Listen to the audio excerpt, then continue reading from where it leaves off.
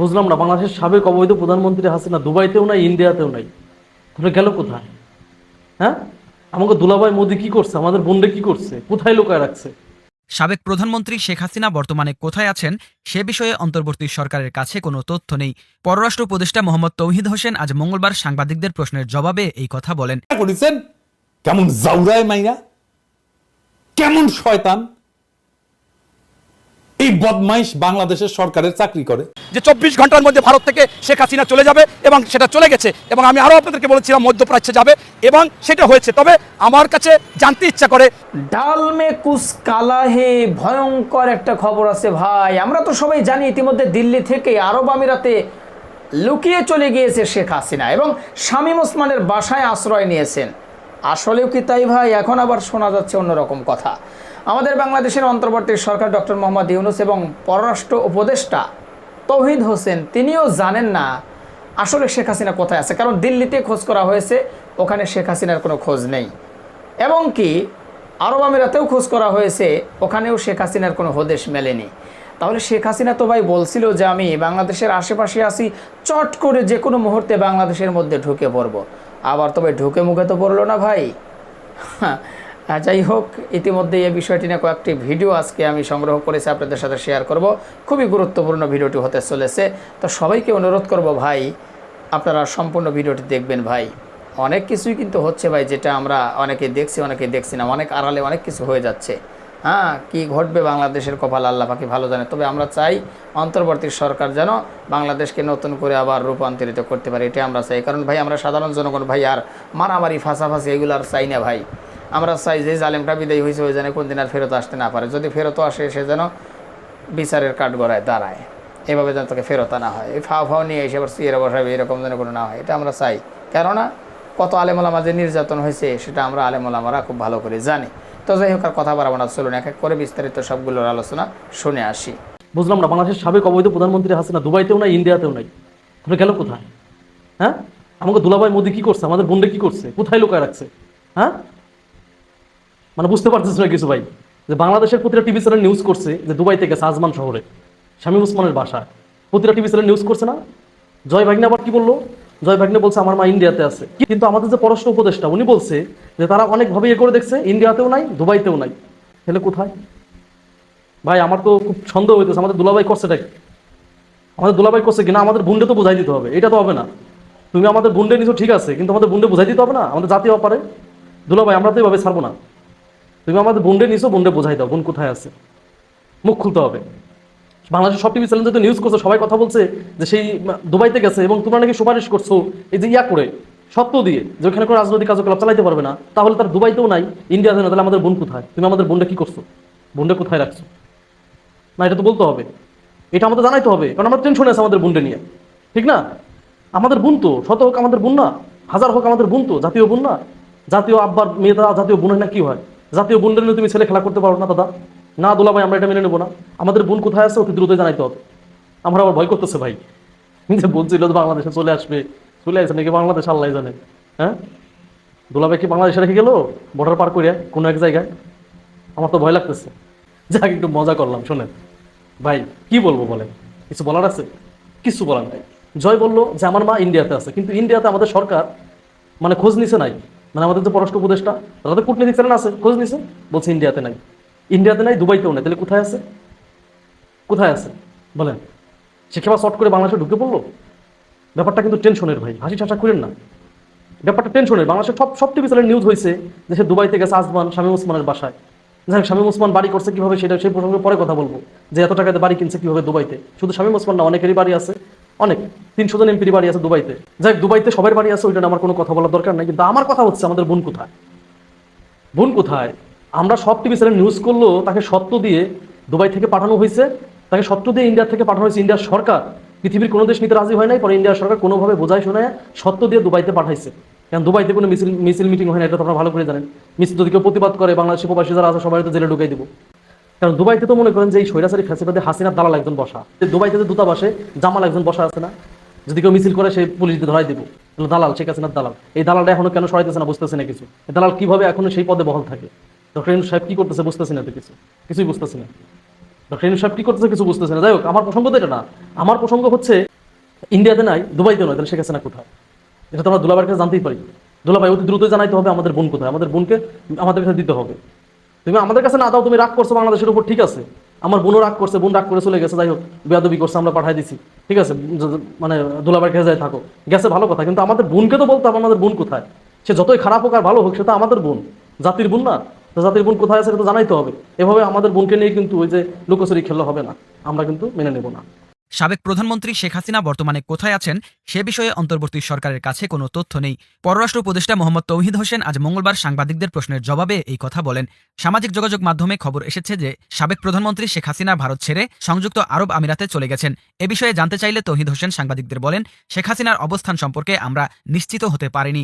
আমরা দিল্লিতে খোঁজ নিয়েছি, সংযুক্ত আরব আমিরাতেও খোঁজ করেছি, কনফার্মেশন অফিসিয়ালি কেউ দিতে পারেননি। ভারতে পালিয়ে যাওয়া সাবেক মন্ত্রী, প্রতিমন্ত্রী, সংসদ সদস্য ও আওয়ামী লীগ নেতারা ট্রাভেল পাস নিয়ে অন্য দেশে যাওয়ার চেষ্টা করছেন। পররাষ্ট্র মন্ত্রণালয় তাদের ট্রাভেল পাস ইস্যু করবে কিনা এ প্রশ্নের জবাবে পররাষ্ট্র উপদেষ্টা বলেন, বাংলাদেশ মিশন তাদের ট্রাভেল পাস ইস্যু করতে পারে শুধু দেশে ফেরার জন্য, অন্য দেশে যাওয়ার জন্য নয়। অন্য দেশে যাওয়ার জন্য পাসপোর্টের প্রয়োজন পড়ে। এ বিষয়ে পররাষ্ট্র উপদেষ্টা আরও বলেন, তারা যদি দেশে ফিরতে চান ট্রাভেল পাস ইস্যু করা যেতে পারে এবং তারা দেশে ফিরে আসতে পারেন।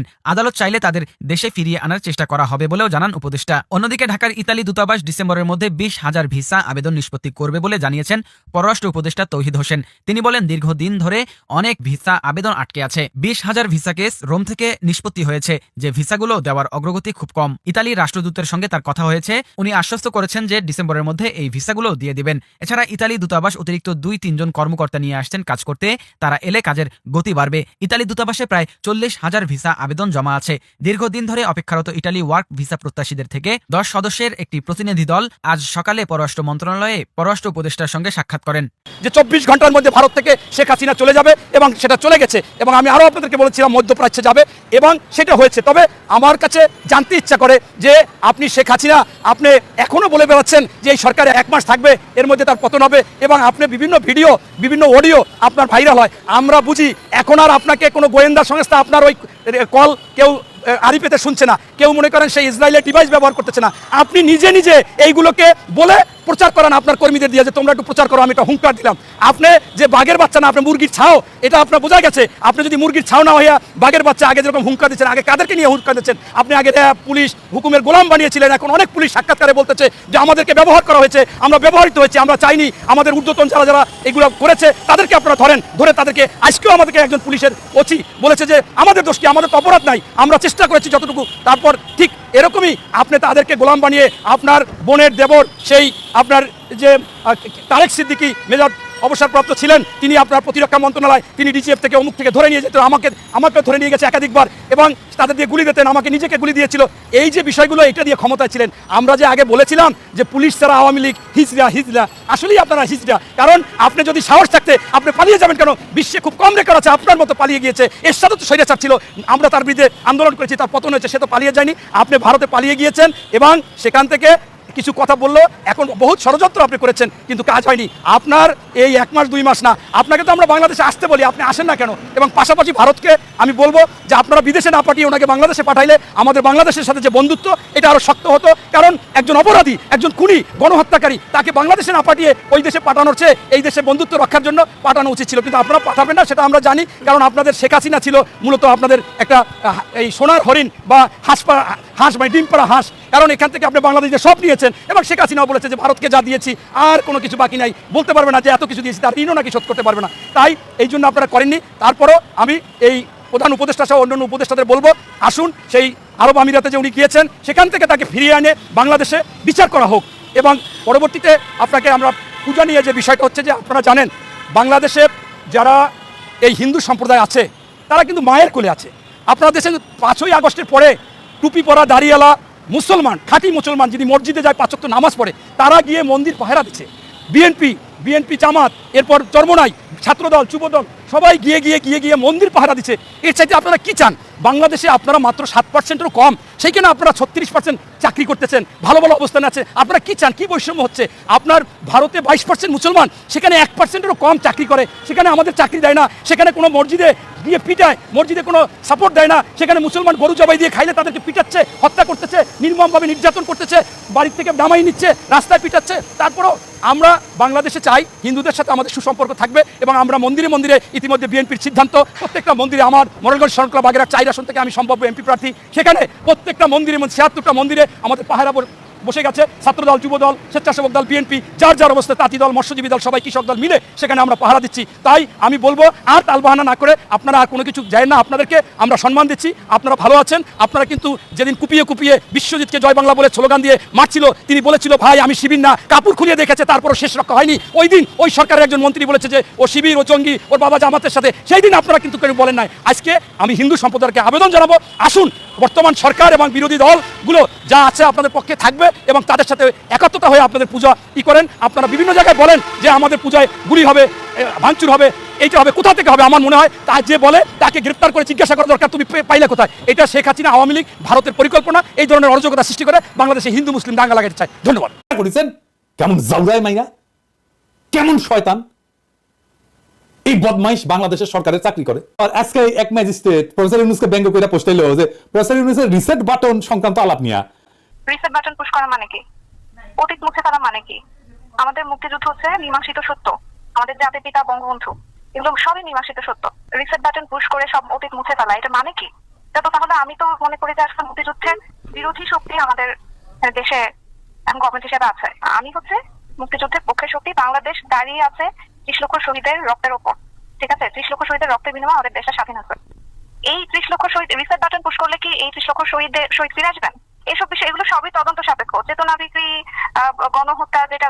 মানে আমি কোর্টেড বলতেছি গণহত্যা যেটা বলা হচ্ছে জুলাই মাসে গণহত্যা এগুলো সবই তদন্ত সাপেক্ষ কিন্তু মীমাংসিত সত্য না এখন পর্যন্ত প্রুফ হয়নি তো ঠিক আছে বিচার হোক প্রমাণিত হোক তারপর দেখা যাবে কিন্তু যেটা মীমাংসিত সত্য সেটাকে তো কেউ মুছে ফেলতে পারে না আমার কথা হচ্ছে এটাই এটা শোনেন না এডিটর সাহেব প্রফেসর ইউনূসের রিসেট বাটন সংক্রান্ত আলাপটা ভয়েস অফ আমেরিকার সাক্ষাৎকার থেকে কিন্তু শোনান না রোডে বঙ্গবন্ধু জাদুঘর হিসেবে যেটা পরিচিত ছিল সেই জাদুঘরটিকে বিনষ্ট করা হলো 5ই অগস্টের পরে এবং 15ই অগস্টের যে সরকারি শোক দিবসের ছুটি ছিল সেটাও আপনার সরকার বাতিল করলো এবং বঙ্গবন্ধুর বহু ভাস্কর্য ভেঙে ফেলা হয়েছে এই নিয়ে বেশ খানিকটা সমালোচনাও আছে তো দীর্ঘদিন ধরে বাংলাদেশের জাতির জনক হিসেবে বঙ্গবন্ধু শেখ মুজিবুর রহমান স্বীকৃত এ ব্যাপারে আপনার সরকারের দৃষ্টিভঙ্গি কি আপনি পুরোনো দিনের কথাবার্তা বলছেন এর মধ্যে একটা গণ অভ্যুত্থান হয়ে গেছে আপনার মধ্যে স্মরণে নেই এর মধ্যে আপনি এমন ভাবে কথা বলছেন যেন এইসব ঘটনা ঘটেই নেই কাজে নতুন ভঙ্গিতে যা হচ্ছে সেটাকে দেখতে হবে তো কত ছেলে প্রাণ দিল সেটা নিয়ে আপনার কোনো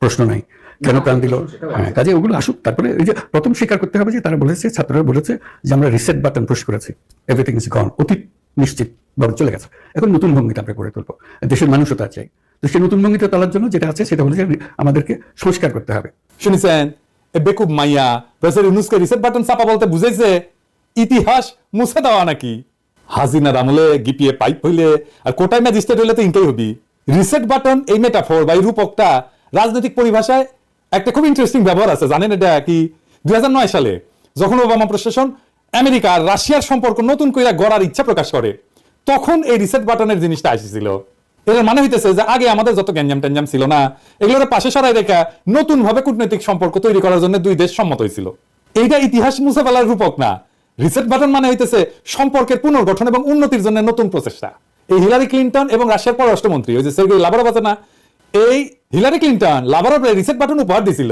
যা এক নতুন কূটনৈতিক সম্পর্ক সূচিত করার প্রতীক হিসেবে ব্যবহৃত হয়েছিল এডিটর সাহেব ভিডিওটা না দেখেন না মূর্খ মায়ারে দেখেছেন যখন প্রফেসর ইউনূস বাংলাদেশ প্রসঙ্গে রিসেট বাটন উল্লেখ করছেন তখন এই কথাই বলছেন উনি যে নতুন সামাজিক এবং রাজনৈতিক সূচনা করার সময় এসছে তিনি এটাই বলছেন আগের ব্যর্থতা থেকে শিক্ষা নিয়ে নতুন রাজনৈতিক এবং সামাজিক সম্পর্ক পুনঃস্থাপন করা এই রূপক কোনোভাবে ইতিহাস বুঝে ফেলার ইঙ্গিত দেয় না বরং নতুন পরিবর্তনের মাধ্যমে সমাধান খোঁজার কথা বলছেন এই যে হাসিনার আস্ফালন এই যে প্রশাসনের আস্ফালন হাসিনা লীগের আস্ফালন এই সমস্ত শুরু হয়েছে হাসিনা ক্যাডারের আস্ফালন এই সমস্ত কিসের লক্ষণ এইসবই লক্ষণ হচ্ছে প্রফেসর ইউনূসের দুর্বল প্রশাসনের স্যার একটা কথা কই প্রফেসর ইউনূসকে কইতেছি ক্ষমতাকে প্রকাশিত করতে হয় আপনার প্রশাসনকে হাসিনার ইন্ডিয়া আর ইন্ডিয়ান লেসপেন্সাররা দুধভাত মনে করতেছে ইন্ডিয়ারে তার সাথে সাথে হাসিনারে আর তার লেসপেন্সারদের চাপে না রাখলে এই ঝামেলাগুলো করতেই থাকবে একটার পর একটা ঝামেলা আসবে যতক্ষণ পর্যন্ত আপনি আপনার ক্ষমতা না দেখাইবেন জনগণ আপনার সাথে আছে আপনার ক্ষমতা দেখাতে সমস্যা কোথায় হাসিনা তো দূর কি বাদ হাসিনা পোলা মাইয়া বাংলাদেশে ফিরতে পারবে না কোনোদিন 30 লক্ষ শহীদ এটা মীমাংসিত বিষয় মাইয়া করতে জানছে